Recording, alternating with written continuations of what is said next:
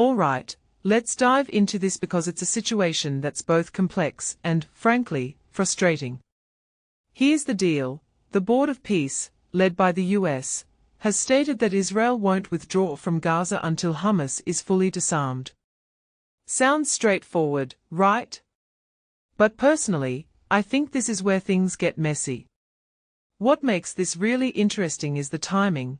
This announcement comes right after a meeting between Israeli Prime Minister Benjamin Netanyahu and the board's director, Nickolay Mladenov. And let me tell you, the tension in that room must have been palpable. From my perspective, this whole situation feels like a game of political chess, but with real lives at stake. The Board of Peace, established by Trump back in January, is supposed to oversee Gaza's administration post-war. But here's the kicker. Israel's far-right government is already signaling they are not on board with this deal.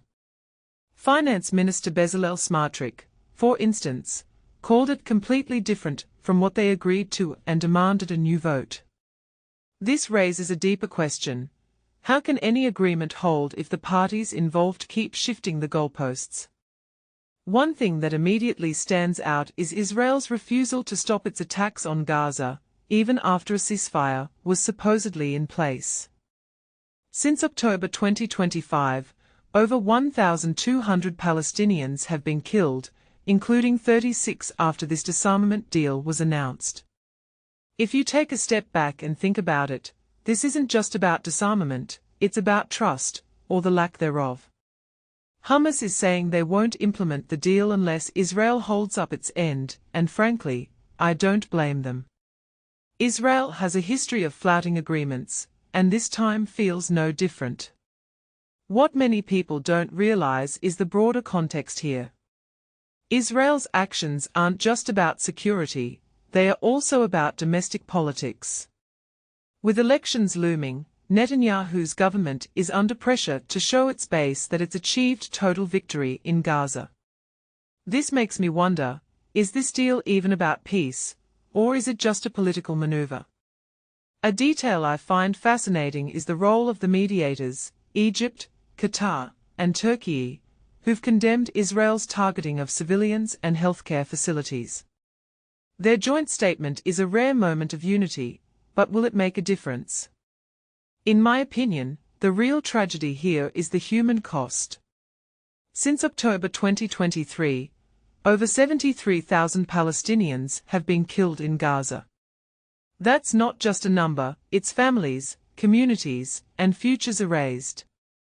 What this really suggests is that peace isn't just about disarming weapons, it's about addressing the root causes of conflict. Personally, I think until both sides are willing to make genuine concessions, we are just going to keep seeing the same cycle of violence and broken promises. So, where does this leave us? The Board of Peace says disarmament first, then withdrawal. Hamas says no deal without Israel's commitment. And Israel? Well, they are busy escalating attacks and backtracking on agreements.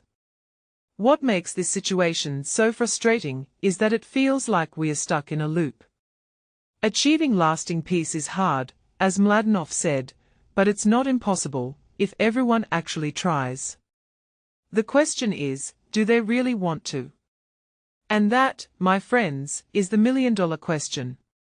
What do you think?